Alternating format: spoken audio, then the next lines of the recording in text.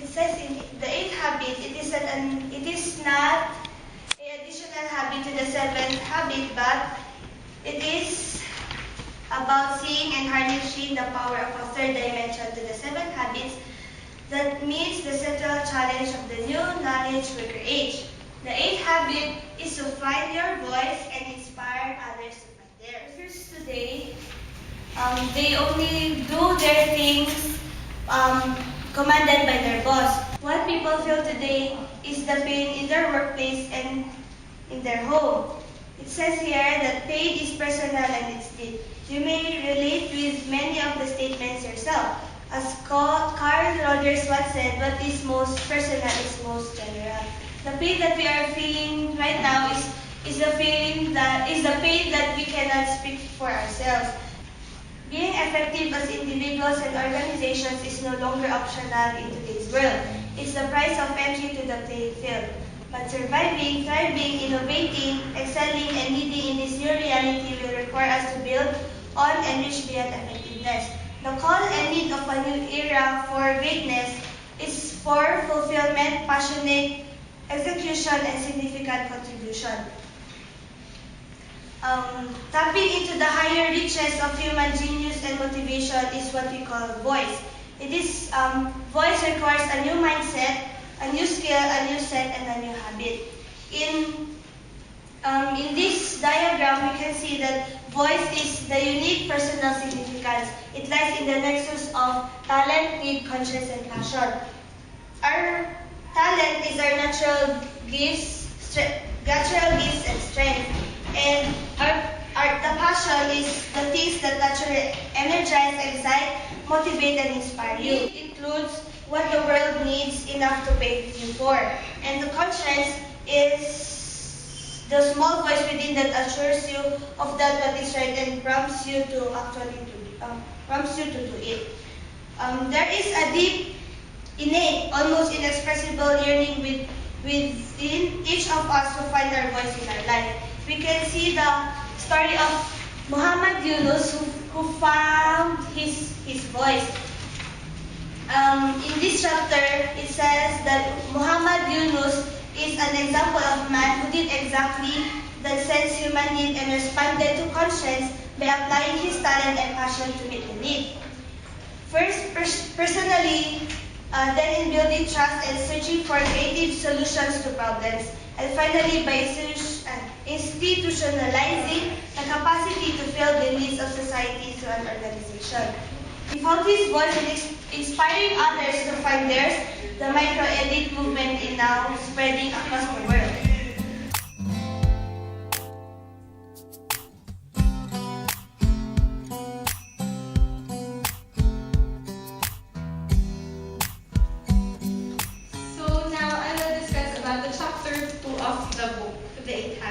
So chapter 2 is about the problem. Chapter 2 identifies the core problem.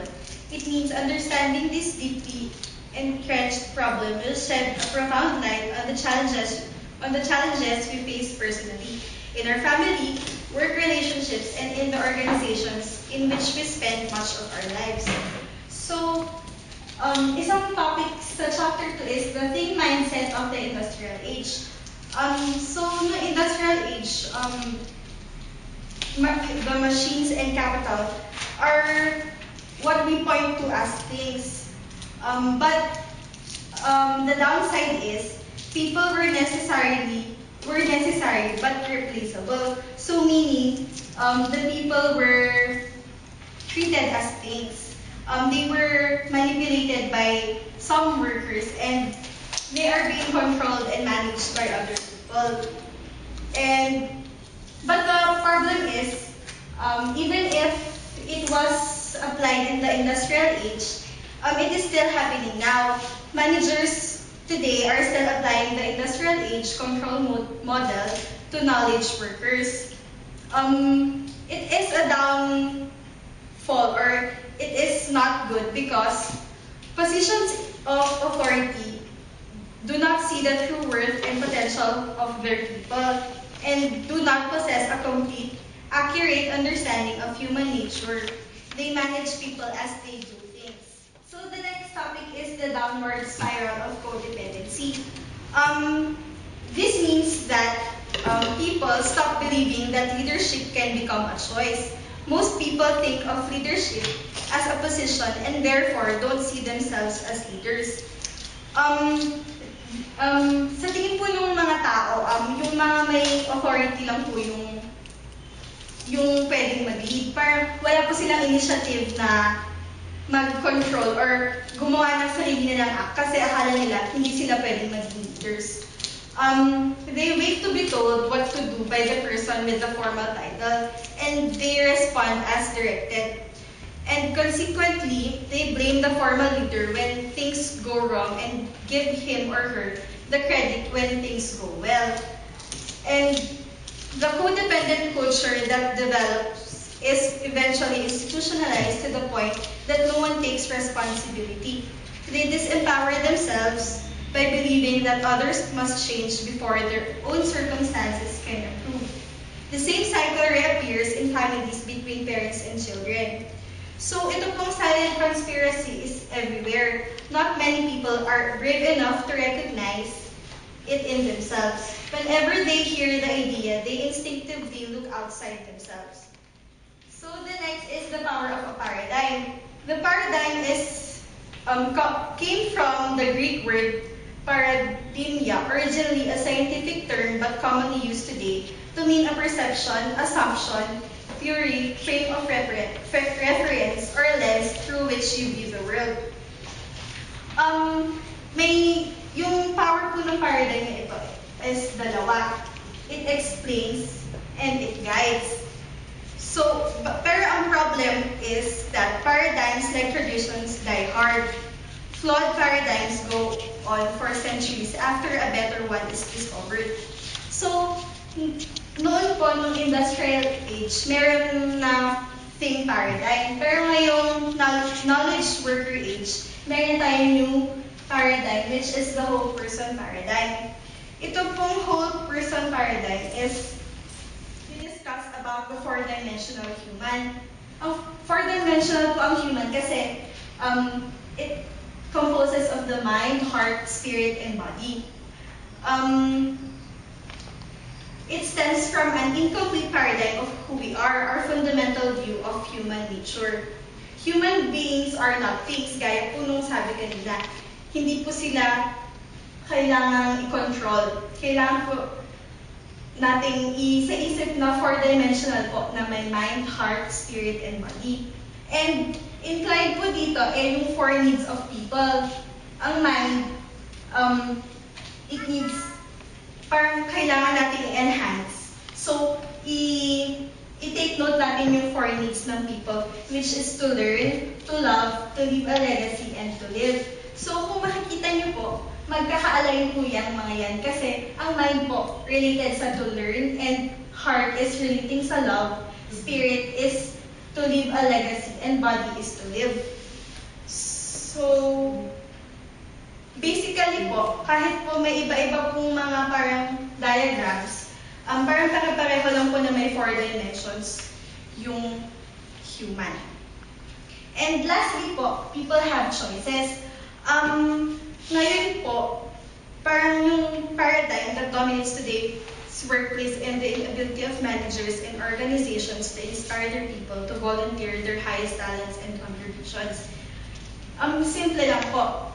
May choices po kasi yung mga tao. Yun yung rebel or quit, malicious obedience, willing compliance, cheerful cooperation, creative excitement, and heartfelt commitment. Makikita po natin, parang po siyang naka-level, kasi po ito po yung pinaka-low, at ito po yung pinaka-mataas. So ngayon, may mga iba pong dito po sa book, may mga situations na iba-iba po na discuss na kung ano po kaya yung magiging choice kung may mga nasabi pong situations. Pero po sabi dito, isa na lang po yung taong pumipili ng mga nasa taas na choices. Yung mga nasa taas po na choices, yun po yung mga positive, which is cheerful cooperation, creative excitement, and heartfelt commitment. Yung mga ito po, sila po yung respected as a whole person in a whole job. One who is paid fairly, treated kindly, used creatively, and given opportunities to serve human needs in principled ways. Pag ganun po yung pag-treat sa isang tao, tsaka lang po nila na pipili yung mga choices sa taas.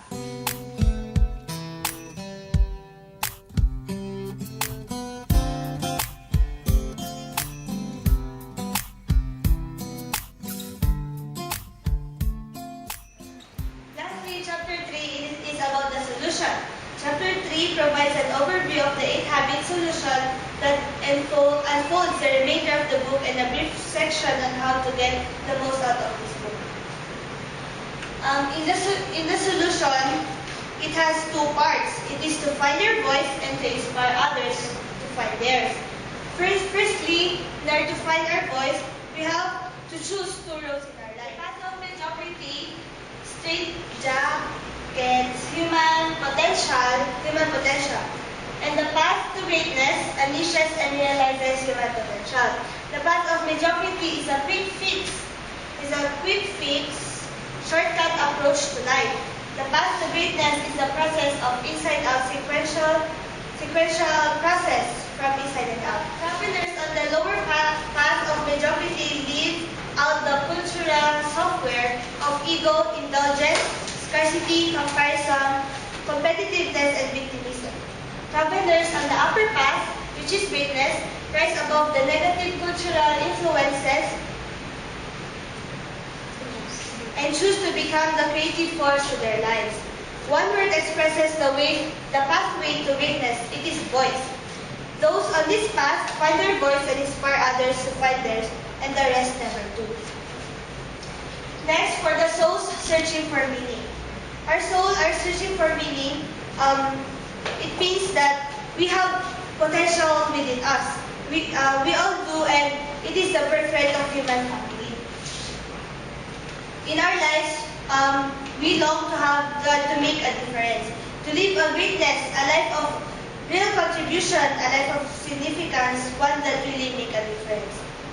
We all have the power to decide to live a great life, or even simpler, to have not only a good day but a great day. To make the choice of the path of greatness, it is to find our voice. And to find our voice, it is 1, to discover your voice, and 2 it is to express your voice.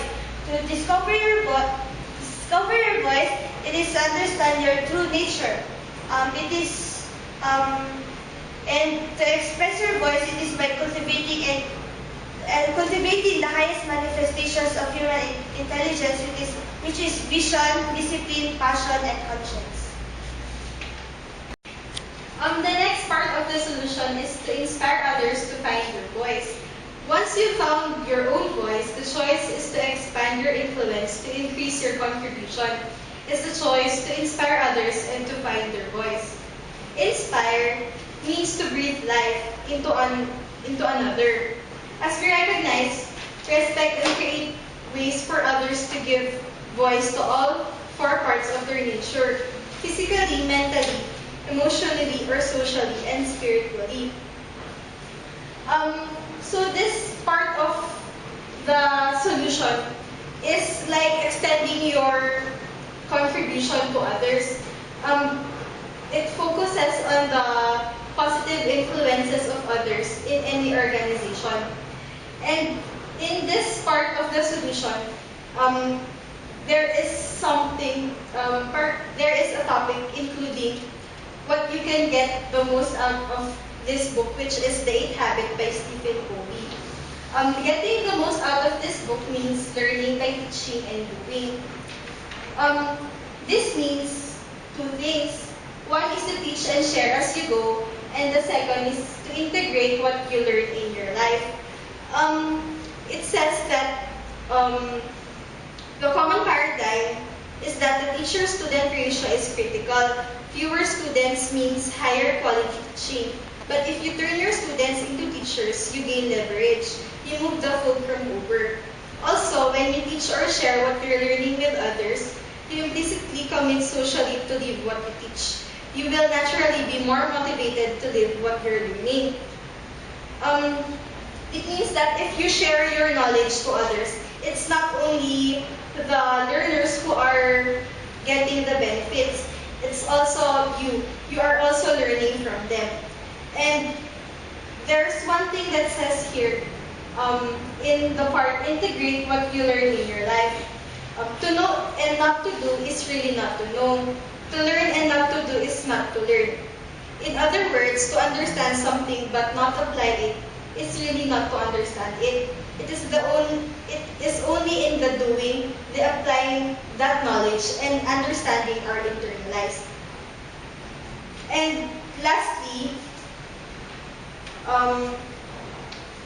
there is what we call habit. It lies on the center of knowledge, attitude, and skill. Meaning, you will experience or you will encounter the habit if you only have knowledge, attitude, and skill. As you develop the 3 dimensions of the 8th habit, which is knowledge, attitude, and skill, you'll increasingly become equal to the new challenge and to your unlimited possibilities.